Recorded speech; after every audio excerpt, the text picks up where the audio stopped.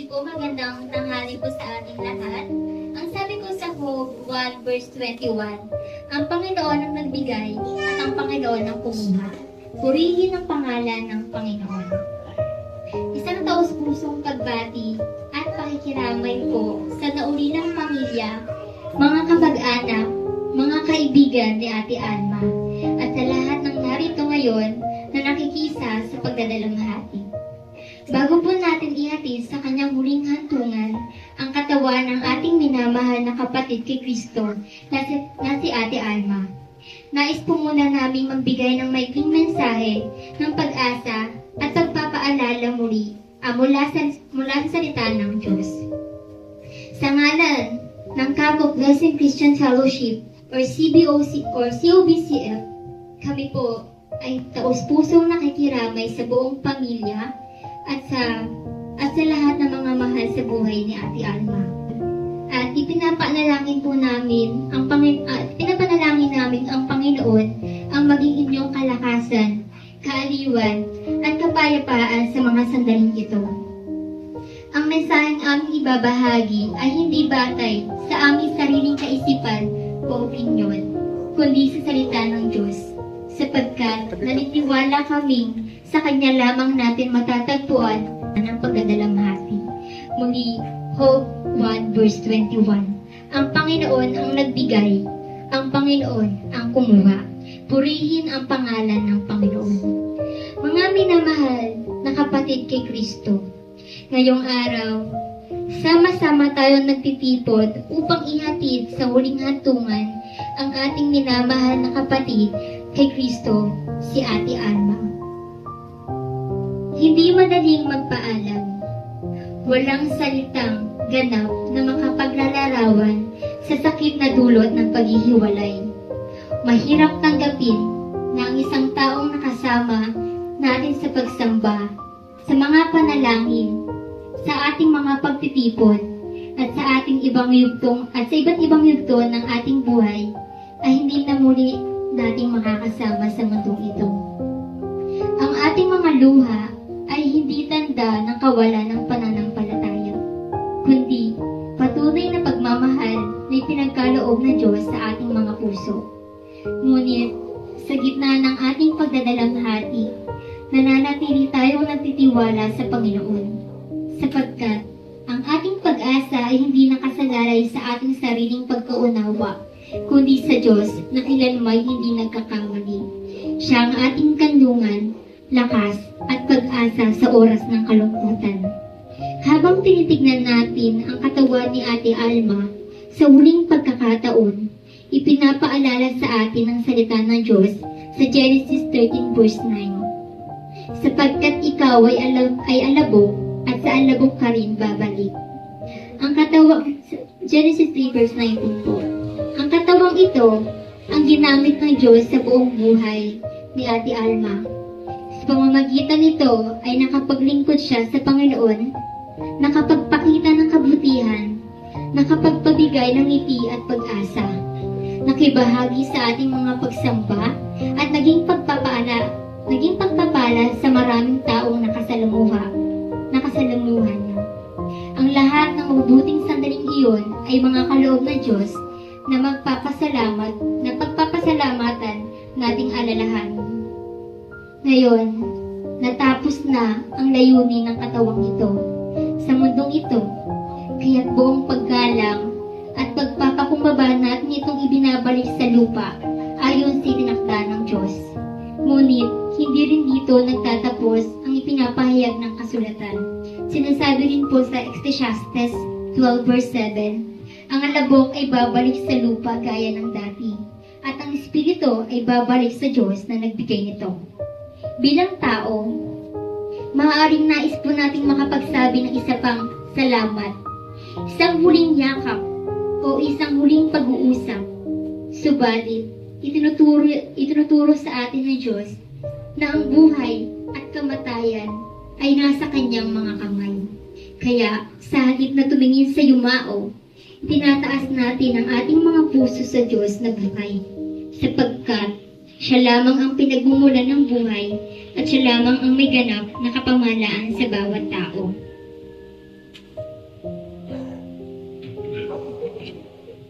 Sinasabi naman po sa Hebreo 9:27, itinakda sa tao ang mamatay ng minsan lamang, at pagkatapos nito ay ang paghuhukom.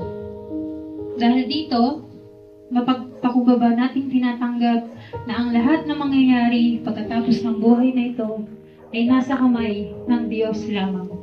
Hindi ito nasa ating kapangyarihan at hindi rin natin maaaring baguhin ang kanyang banal na pasya. Ngunit habang hindi natin nalalaman ang kabuuan ng kanyang paghatol, lubos nating nalalaman ang kanyang katangian. Ang ating Diyos ay banal. Siya ay ganap na makatarungan. Siya ay sagana sa habag. Ang lahat ng kanyang ginagawa ay ayon sa kanyang banal at sakdal na kalooban. Kaya't ang ating pagtitiwala ay hindi nakasalalay sa ating sariling pag-unawa, kundi sa Diyos na hindi kailanman nagkakamali. Gaya ng sinasabi ng kasulatan, Genesis 18 verse 25, hindi ba gagawa ng matuwid ang hukom ng buong lupa? Habang inaalala natin si Ate Alma, si Tita Alma, nagpapasalamat tayo sa Diyos na ipinagkaloob niya siya sa atin sa loob ng mga panahong pinahintulutan niya. Marahil ay magkakaiba ang ating mga alaala tungkol sa Kanya, ngunit iisa ang ating pasasalamat sa Diyos. Salamat sa bawat kabutihang ipinakita niya. Salamat sa bawat ngiti na ibahagi niya. Salamat sa bawat panalangin Kanyang inialay. Salamat sa bawat paglilingkod na Kanyang ginawa. Salamat sa bawat pagkakataong naging kasama natin siya bilang ating kapatid kay Kristo. Ay mga biyayang ipinagkaloob ng Diyos, at dahil dito, pinupuri natin ang Kanyang pangalan. Na ito ay hindi lamang araw ng pag-alala, isa rin itong paalala sa ating mga nabubuhay. Sinasabi po sa awit 90 verse 12, turuan mo kaming bilangin ang aming mga araw upang magkaroon kami ng pusong may karunungan. Darating ang araw na ang bawat isa sa atin ay haharap din sa Diyos. Hindi natin alam kung kailan matatapos ang ating paglalakbay sa mundong ito. Kaya habang binibigyan po tayo ng Panginoon ng hininga at pagkakataon, hanapin po natin siya. Magsisi tayo sa ating mga kasalanan, sumampalataya tayo sa Panginoong Hesukristo. Sundin natin ang Kanyang salita at mamuhay tayo sa paraang nagbibigay luwalhati sa Kanya. Alam namin napakabigat ng inyong pinagdaraanan, walang salitang Kanyang kayang ganap na alisin ang inyong kalungkutan. Ngunit may Diyos na nananatiling kasama ninyo sa bawat luha at bawat sandali ng pangungurilak. Sapagkat sinasabi po ng Kanyang salita, malapit ang Panginoon sa mga may pusong nasasaktan at inililigtas niya ang mga may bagbag na damdamin. Awit 34 verse 18. Tinang katawan ni Tita Alma, Ate Alma, at pagkatapos ng araw na ito, magsisiuwian tayong dala ang ating mga alaala kay Tita Alma. Ngunit higit sa lahat, dalhin din natin ang aral na ibinibigay ng Diyos sa atin ngayon. Ang buhay ay maikli. Ang ating mga araw ay may hangganan. Ngunit ang Diyos ay nananatiling walang hanggan, tapat, at karapat-dapat pagtiwalaan. Kaya habang mayroon pa tayong hininga, mamuhay tayong handa sa harapan ng Diyos, ibigin natin siya, sundin ang Kanyang salita, at gamitin natin ang bawat araw na ipinagkaloob niya upang magbigay luwalhati sa Kanya. At sa ating Diyos lamang ang lahat ng kaluwalhatian, karangalan, kapurihan, at pasasalamat magpakailanman. Amen. Sa pagkakataong ito, nais po namin bigyan ng pagkakataon ang pamilya ni Ate Alma na magpahayag ng kanilang taus-pusong pasasalamat sa inyong lahat na nakiramay, nakiisa at nagpakita ng pagmamahal sa kanila sa mga panahong ito ng pagdadalamhati.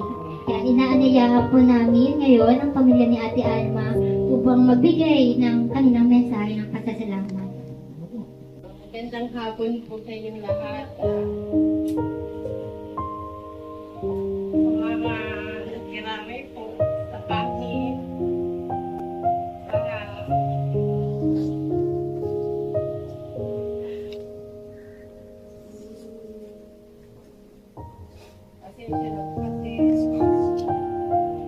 Ito, masakit po sa aming pamilya. Nangyayari ganito. Kaya, hindi ko maintindihan.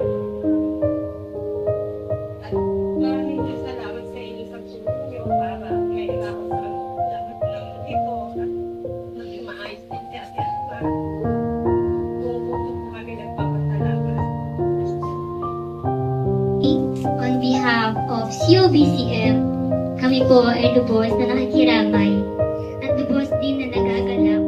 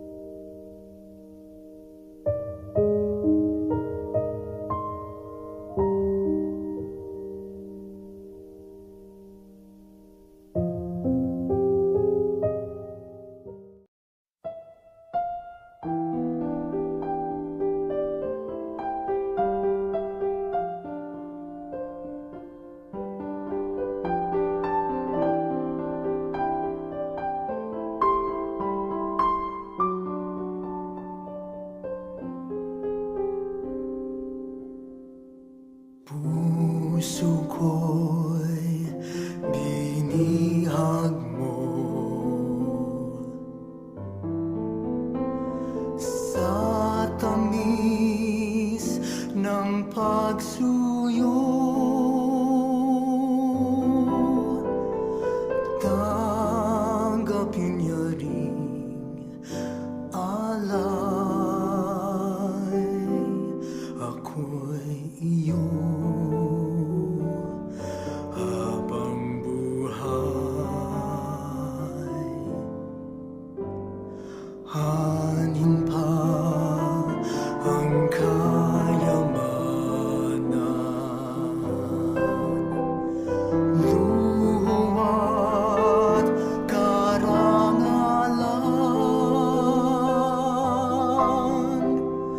Kung ika'y mapasa'kin,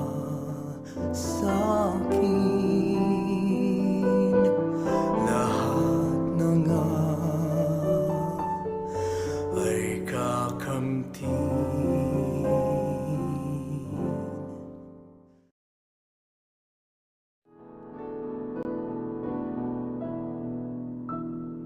Ikaw lamang ang pangakong mahalin